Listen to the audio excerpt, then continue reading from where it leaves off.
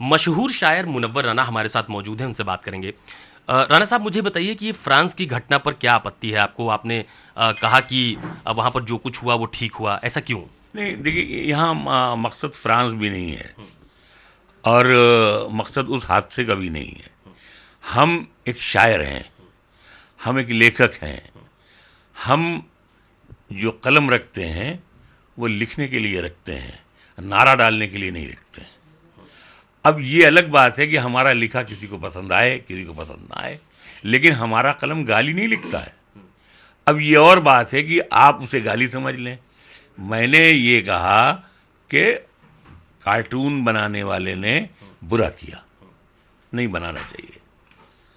जिसने जुनून में आके उसका कत्ल कर दिया वो और बुरा किया। लेकिन यह है कि इसको जितनी, इसके लिए जितना हंगामा हो रहा है, इस्लामी आतंकवाद और ये और पूरा सब तमाशा, इसमें कुछ नहीं है। ये मजहबी जुनून है जो कहीं भी सवार हो सकता है और हर वक्त ये समझाया जाता है कि आप जुनून से दूर रहिए, गुस्से से दूर रहिए। और इसीलिए जैसे हमारी इस्लामिक मैथोलॉजी में ये हुक्म है मोहम्मद साहब का कि किसी इबादत गाह यानी पूजा घर की तलाशी नहीं ली जाएगी। यानी जैसे लोगों ने आके बताया कि इस गिरजाघर में लोग छुपे हुए हैं, तो उन्होंने कहा कि नहीं, गिरजाघर में कोई तलाशी नहीं लेगा। ये हुआ कि साहब वो बाहर निकलते हैं तो पादरी के भेष में निकलते हैं, फादर के, तो कह लेंगे उनको भी नहीं आप छुएंगे क्योंकि वो एक मुकद्दस लिबास में है, पवित्र लिबास में है। तो जहां इतना दरगुजर किया गया हो कि ऐसा ना कीजिए आप, वहां अगर खुलेआम, अगर आप, अच्छा कार्टून आप क्यों, देखिए पहली बात यह है कि हमारा जो हिंदुस्तान का जो गोदी मीडिया सो कॉल्ड है, उसकी प्रॉब्लम यही है कि वो हर चीज में दूसरे पॉइंट ढूंढता है। हमारा ये कहना है कि ये नफरत जो है, ये जिसको आप कह रहे हैं हमारे मुल्क हिंदुस्तान में हजारों बरस से ऑनर किलिंग हो रही है, ये क्या है? ये भी तो ईगो हर्ट होता है ना, कि जिस कोख में रख के बेटे को पाला, जिस कोख में रख के बेटी को पाला, उसी को घर वाले मार डालते हैं। तो इसको आप क्या कहेंगे? नंबर वन, इसको छोड़ दीजिए आप। अगर मकबूल फिदा हुसैन, जिन्होंने सिर्फ कुछ देवी देवताओं की तस्वीरें खराब बनाई थी, अभद्र बनाई थी, तो अगर वो यहां से भाग नहीं जाते तो वो मार दिए जाते, उनका घर जला दिया गया, सब कुछ खत्म कर दिया गया। एक आप सोचिए कि 87 बरस का बूढ़ा यहां से भाग के गया और 93 साल की उम्र में दयार गैर में जाके मर गया, कतर में। अब आप देखिए कि जैसे मैंने हमारे यहाँ हिंदुस्तान में एवार्ड वापसी गैंग, अच्छा एवार्ड वापसी गैंग वैंग, हम तो जब हमने वापस किया तो मुझे मालूम नहीं था कि किसने किसने वापस किया है ना, अभी मालूम, आज तक मुझे मालूम है कि किसने किसने वापस किया है।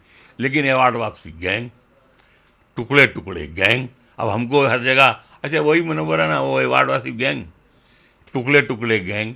अरे साहब बस वो भारत तेरे टुकड़े होंगे। अरे साहब भारत कोई लज्जित पापड़ है कि टुकड़े टुकड़े हो जाएगा? मैंने 30 साल पहले शेर कहा था कि दिखाते हैं पड़ोसी मुल्क आंखें तो दिखाने दो, कहीं बच्चे के बोसे से भी मां का गाल कटता है। तो ये जो ये मुल्क है, इनके कुछ कहने से कुछ, तो हाँ, तो इंडिया इज नॉट लज्जित पापड़ कि कोई इसको तोड़ देगा, टुकड़े टुकड़े कर देगा। नहीं तो फ्रांस की घटना पर कैसे आपको क्या? बात मैं यही अर्ज कर रहा हूं। तो फ्रांस वाली घटना में भी हमने यही कहा कि जो उसने जो कार्टून बनाया वो बुरा किया। और यहूदी और ईसाई, इससे पहले भी आपको याद होगा एक बार कार्टून मोहम्मद साहब का बनाया गया था, उस पर बहुत लोग मरे थे, बहुत हंगामा हुआ था। तो वो लोग कार्टून, किसी की इंसल्ट करने का मतलब है कि वो कार्टून बनाया जाता है। हमारे यहाँ तो अब उसको मजाक में लिया जाता है, अगर कोई मेरा कार्टून बना दे तो हम खुश होंगे कि मजाक मेरा, लेकिन वो किसी की इंसल्ट करने के लिए कार्टून बनाते थे। कुछ शख्सियतें ऐसी होती हैं जिनके कार्टून आप नहीं बना सकते हैं। मतलब भगवान राम का को आप कार्टून में नहीं शामिल कर सकते हैं। भगवान राम एक आकार हैं, कार्टून के लिए नहीं बनाए गए हैं भगवान राम। सीता जी एक आकार हैं, हाँ एक श्रद्धा है, उनका कार्टून नहीं बनाया जा सकता है। तो उसी तरह मोहम्मद साहब मुसलमानों के लिए एक श्रद्धा है, आप उनका कार्टून क्यों बनाएंगे आप? और आप बनाने का मतलब ये है कि आप छेड़ रहे हैं। तो बिल्कुल ऐसे ही है कि जैसे आप किसी को छेड़ेंगे, किसी को परेशान करेंगे, अगर कोई पागल दीवाना होगा तो वो आपको मार भी सकता है। तो आपने कार्टून बनाया, एक पागल था उसने मार दिया, तो इस पर दुनिया में इतना हंगामा क्यों रहा कि इस्लामी आतंकवाद और ये, जैसे बीच में वो जो लड़की जो हाथरस में मारी गई तो फौरन एक निकाल दिया किसी ने पॉइंट कि 100 करोड़ रुपए कहीं से आए हैं। तो ये 100 करोड़ आते हैं, लेकिन किसके लिए आते हैं आज तक नहीं मालूम हुआ। कल्याण सिंह को मारने के लिए मालूम है श्री प्रकाश शुक्ला को 5 करोड़ रुपए की सुपारी मिली। अच्छा साहब, उसको तो मार दिए ले जाके, आपने इनकाउंटर कर दिया। ये भी ढूंढना चाहिए था कि किसने दिया था। जो श्री प्रकाश शुक्ला को सुपारी दे रहा था तो वो किसी दूसरे को दे देगा फिर कल्याण सिंह को मारने के लिए। तो मेरा कहने का मतलब ये है कि झूठी अफवाह फैलाकर एक जुर्म हुआ, उसने कार्टून बनाया, गलत किया। जिसने कत्ल किया वो उसका पागलपन था। ऐसे पागलपन को लोग वहीं पागल को लोग मार देते हैं, कहीं भी हो जो ऐसा करता है उसको लोग मार देते हैं, बात खत्म हो गई। लेकिन अब उसको ये फैलाना कि मतलब इस्लामी आतंकवाद है और इसमें ये शामिल है और दुनिया भर की जो कहानी करना, तो ये अननेसेसरी प्रोवोक करना हुआ कि एक तो आप मोहम्मद साहब के कार्टून बनाएंगे। हाँ। किसी को भी देखिए, अगर आज कोई भी आदमी किसी देवी देवता का कार्टून बना दे तो दुनिया में कहीं भी हिंदू बैठा होगा उसको बुरा लगेगा, दुनिया में कहीं भी कोई सच्चा आदमी बैठेगा उसको बुरा लगेगा। नो नो नो नो, आप किसी के मजहब की आप रुसवाई कैसे करेंगे, आप तमाशा कैसे बनाएंगे। हमने अपने मजहब में यही पढ़ा है। अच्छा, आपने ये भी कहा कि एक पक्ष को गलत मानना ठीक नहीं होगा, अगर हिंदुस्तान में इसको लेकर आवाज उठती है तो गलत क्या है इसमें? नहीं, अगर यहां आवाज उठती है तो उसमें क्या बुराई है? इसमें हिंदुस्तान के खिलाफ तो आवाज नहीं उठाई जा रही है। भाई आप देखें, आवाज उठाना, एहतजाज करना, ये दुनिया में कहीं भी जायज है, इसको आप नाजायज नहीं कह सकते हैं। आप ये सोचिए, आप गौर कीजिए कि जब जुल्फिकार अली भुट्टो को फांसी दी गई थी, वो हिंदुस्तान के दुश्मन थे कट्टर और तकरीरें करते थे यूएनओ में कि 1000 साल तक लड़ूंगा, पाकिस्तान लड़ेगा चाहे हमें घास की रोटियां खानी हो, वगैरह वगैरह वगैरह। जब उसको फांसी हुई है जुल्फिकार अली भुट्टो को, तो आप कभी किसी बुजुर्ग से पूछेंगे कि लाखों हिंदू ऐसे थे जिनके घर में चूल्हा नहीं जला था रात में, इतना गम मनाया गया था। अच्छा, मुझे एक बात बताइए, फ्रांस की घटना पर आपने जो कुछ अभी तक कहा, आप उस पर कायम हैं? आपका स्टैंड क्लियर है? यस, बिल्कुल क्लियर है। कार्टून बनाना और उसके बाद उसका कोई रिएक्शन होना, रिएक्शन कोई बड़ा हो जाना, तो ये कोई बड़ी बात नहीं है, कहीं भी हो सकता है। आप उसकी बात कर रहे हैं, जब मैंने अवार्ड वापस किया था तो मेरा मुंह काला करने के लिए वो घूम रहे थे, सिक्योरिटी के लिए ऑफर किया गया कि लोग, मुझे फोन आ रहे थे, तेरी औलाद को हम जानते हैं, तेरी बेटी को हम जानते हैं, तुझे जानते हैं, मार देंगे, ये कर देंगे। तो जब एक मामूली, जो हमने सिर्फ अवार्ड वापस किया था, जब इतना हो सकता है, तो आप ये सोचिए कि अगर कार्टून कोई आदमी, मोहम्मद साहब, भाई अगर उनको कार्टून बनवाने एक बात आप हमको बताइए, बहुत ईमानदारी की आप खुद गौर कीजिए कि आप यानी हिंदुस्तान ने आतंकवाद नहीं रखा है नाम, ये अमेरिका ने है इस्लामिक आतंकवाद। आपने इराक में कुछ निकला नहीं, आपने इस बच्चों के स्कूलों पर बमबारी की, आपने अस्पतालों पर बमबारी की, आपने मस्जिदों पर बमबारी की, और आप कहते हैं साहब वो बहुत नेक हैं और धार्मिक हैं और ये है और उनके यहाँ इंसाफ है और यूएनओ है। क्या हुआ?